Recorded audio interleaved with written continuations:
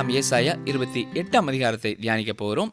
இந்த அதிகாரம் ஒரு புதிய பகுதியை துவங்குகிறது. ஏசாயா 24 முதல் 27 வரை உள்ள அதிகாரங்கள் முழுவதும் எதிர்காலத்தை குறித்து சொன்னது. ஆனால் 28ஆம் அதிகாரம் முதல் 35ஆம் அதிகாரம் வரை உள்ள பகுதி அப்பொழுதுள்ள அங்கேயுள்ள நிகழ்வுகளையும் நிறைவேறிவிட்ட தீர்க்க தரிசனங்களையும் உள்ளடக்கியதாக காணப்படுகின்றன. சில தீர்க்க தரிசனங்கள் மட்டுமே எதிர்காலத்தை குறித்தவை. இந்த பகுதியிலே நாம் 6 ஐயோக்களை சந்திக்க இருக்கிறோம். இறுதியிலே ஏசாயா 34ஆம் அதிகாரத்தில் அர்மகதான் யுத்தத்தோடு இந்த பகுதி நிறைவு பெறுகிறது. அதனைத் தொடர்ந்து 1000 வருட அரசாட்சியின் ஆசீர்வாதங்கள் வருகிறதை ஏசாயா 35ஆம் அதிகாரத்திலே நாம் பார்க்கலாம். நாம் சிந்திக்க இருக்கிற இந்த அதிகாரத்திலே அருகில் மற்றும் தொலைவிலே நிறைவேறும் தீர்க்க தரிசனங்கள், இறந்த கால மற்றும் எதிர்கால தீர்க்க தரிசனங்கள் போன்றவற்றையும் காண்கிறோம். நாம் எந்தெந்த வசனங்கள் நிறைவேறி இருக்கின்றன என்றும் எந்தெந்த வசனங்கள் இனி நிறைவேறக்கூடியவை என்பதை குறித்தும் சிந்திக்கப் போகிறோம். இங்கே வட இஸ்ரவேல் தேசம் எப்ராயிம் என்று சொல்லப்படுகிறது. இது விரைவிலே அசீரியர்களின் சிறைப்பிடிப்பிற்குள்ளே போகும் நிலையில் இருந்தது. இது எதிர்காலத்திலே நடைபெறப் போகிற ஒரு நிகழ்ச்சி. அதற்கு முன்னோடியாயிருக்கிறது. இதன் இஸ்ரவேல் தேசமாகிய யூதாவுக்கு இது எச்சரிப்பாயிருக்கிறது.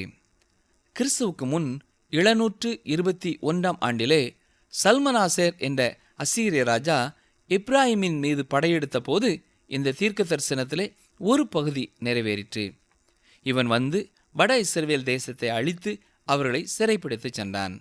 ஏசாயா 28ஆம் அதிகாரம் 1ஆம் வசனம், எப்ராயிமுடைய வெறியரின் பெருமையான கிரீடத்துக்கு ஐயோ!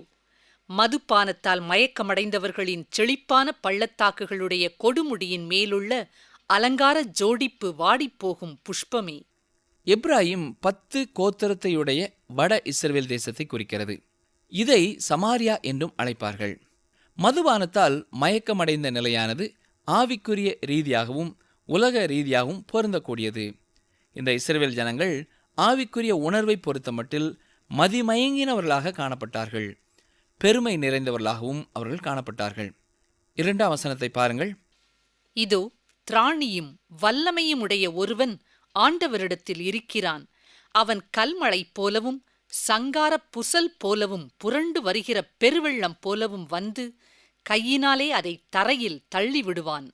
இங்கே அசீரியன் இவ்வாறு உருவகப்படுத்தப்படுகிறான். அவன் வல்லமையுடைய ஒருவனாகவும் கல்மழையைப் போலவும் சங்கார புயல் போலவும் பெரிய வெள்ளத்தைப் போலவும் இருப்பதாக வேதம் சொல்கிறது. வசனம் 3 பாருங்கள். எப்ராயிமுடைய வெறியரின் பெருமையான கிரீடம் காலால் மிதித்து போடப்படும். இந்த காரியம் உங்களுக்கு ஒருவேளை பிடிக்காமல் இருக்கலாம். ஆனால் தேவன் இதை செய்வதற்காக வருந்துவதில்லை. நான் இதை செய்தேன், நான் இதை செய்கிறேன் என்பதை பற்றி மாத்திரம் தேவன் நம்மோடு சொல்கிறார். இந்த எப்ராயிமுடைய வெறியரின் நிலை எதிர்காலத்திற்குரியதாகும். வட இஸ்ரவேல் தேசத்தை பார்ப்பீர்களானால் அது உலக பிரகாரமாக நல்ல நாகரிகத்தையும் வசதிகளையும் வெளிப்பிரகாரமான அழகையும் உடையதாக இருந்தது. வீடுகளும் தோட்டமும் அழகாய் காணப்பட்டன. உம்ரியாலும் ஆகாபாலும் கட்டப்பட்ட அரண்மனையை பார்ப்பீர்களானால் அது அவ்வளவு அழகு மிகுந்ததாக ஆடம்பரமானதாக காணப்பட்டிருந்தது. இன்றும் அதன் அழிவுகளிலே இதை காண முடிகிறது. இதை பார்க்கும்போது இந்த உலகத்திலே துன்மார்க்கருக்கும் பணக்காரர்களுக்கும் ஒரு சிறந்த வாழ்க்கையை கர்த்தர் கொடுக்கிறார் என்று தோன்றுகிறது. ஆனால் அவர்கள் மறுமையிலே அப்படி இருக்கப் போகிறதில்லை. ஆகவே அவர்களுக்கு இவ்வுலக வாழ்க்கையிலே ஆசீர்வாதம். சமாரிய மலை உலகில் உள்ள அழகான ஸ்தலங்களுள் ஒன்று. அங்கே இருந்து மத்தியதரை கடலையும் யோர்தான் நதியையும் எர்மோன் மலையையும் பனிபடர்ந்த வட பகுதியையும் தெற்கிலே எருசலேமின் மதில்களையும் காணலாம். ஆகவே அவர்களுக்கு இவ்வுலக வாழ்க்கையிலே ஆசீர்வாதம். சமாரிய மலை உலகில் உள்ள அழகான ஸ்தலங்களுள் ஒன்று. அங்கே இருந்து மத்தியதரை கடலையும் யோர்தான் நதியையும் எர்மோன் மலையையும் பனிபடர்ந்த வட பகுதியையும் தெற்கில் எருசலேமின் மதில்களையும் காணலாம். இது வாழ்வதற்கு சிறந்த அழகான வசதியான இடம். ஆனால் தேவன் இந்த ஜனங்களை நியாயம் தீர்த்து அவர்களுடைய நாகரிகத்தை தாழ்த்தினார். அவர்கள் தேவனுடைய வார்த்தைகளுக்கு கீழ்ப்படியாததினால் இவை எல்லாம் வந்தது என்று நாம் அறிவோம்.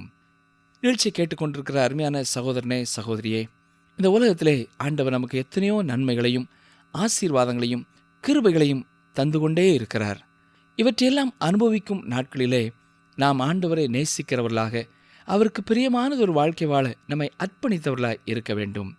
அவர் நம்முடைய பாவங்களுக்கான தண்டனையை சிலுவையிலே சுமந்து தீர்த்ததை விசுவாசித்து நம்பிக்கையோடு அவருடைய கரத்திலே நம்முடைய வாழ்க்கையை ஒப்பு கொடுத்தவர்களாக அவருடைய பிள்ளை என்ற நிச்சயத்தோடும் நம்பிக்கையோடும் வாழ நாம் அழைக்கப்படுகிறோம். அப்பொழுது நித்தியமாய் என்றென்றும் அவரோடு வாழ முடியும்.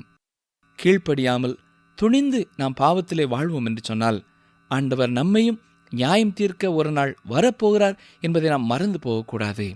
எனவே நியாய தீர்ப்புக்கு ஆயத்தப்படுகிறவர்களாக நம்மை அவருடைய கரங்களிலே ஒப்பு கொடுத்தவர்களாக அவருடைய பிள்ளைகளாக வாழ தீர்மானம் செய்வோமா? ஜெபம் செய்வோம். எங்களை நேசிக்கிற எங்கள் நல்ல ஆண்டவரே, நீர் தெரிந்து கொண்ட ஜனமாகிய இஸ்ரவேல் யூதா தவறு செய்த பொழுது அவர்களை நீர் தண்டித்தீர் என்று சொல்லி நாங்கள் வாசிக்கிறோம். ஆண்டவரே, நாங்களும் நீர் தெரிந்தெடுத்த பாத்திரமாக இருப்போம் என்று சொன்னால் உம்முடைய சித்தத்திற்கு கீழ்ப்படிந்து உமக்கு பிரியமாய் வாழ எங்களுக்கு அருள் தாரும். ஒருவேளை நாங்கள் உம்மை அறியாதவர்களாக இருப்போம் என்றாலும் உம்மை அறிந்து கொள்ள நீர் எங்களுக்கு உம்மை வெளிப்படுத்துகிற வழிவாசல்களுக்காக உமக்கு ஸ்தோத்திரம். உம்மை குறித்து நீர் எங்களுக்கு தெரிவிக்கிற புத்தகங்களுக்காக, தொலைக்காட்சி நிகழ்ச்சிகளுக்காக, வானொலி நிகழ்ச்சிகளுக்காக தாழ்மையோடும் முழு இருதயத்தோடும் உம்மை துதிக்கிறோம் ராஜா. உம்மை ஸ்தோத்தரிக்கிறோம். உம்மை நாங்கள் அறிந்து கொள்ள வேண்டிய பிரகாரம் அறிந்து கொள்ளவும் உமக்கு பிரியமான ஒரு வாழ்க்கை வாழ எங்களை உம்முடைய கரங்களிலே ஒப்பு கொடுக்கும் நீரே கிருபையை தாரும். நீர் இன்று கிருபையோடும் அன்போடும் இருக்கிறவர். ஒரு நாளிலே நித்திய நியாயாதிபதியாக வரப்போகிறீர் என்ற உண்மையை அறிந்தவர்களாக இன்றும் என்றும் உமக்கு கீழ்ப்படிந்து உமக்கு பணிவிடை செய்ய நீரே எங்களை வழிநடத்த உம்முடைய பாதத்திலே கெஞ்சுகிறோம். இயேசு கிறிஸ்துவின் நாமத்தினாலே மனத்தாழ்மையோடு வேண்டிக் கொள்கிறோம் பிதாவே. ஆமென்.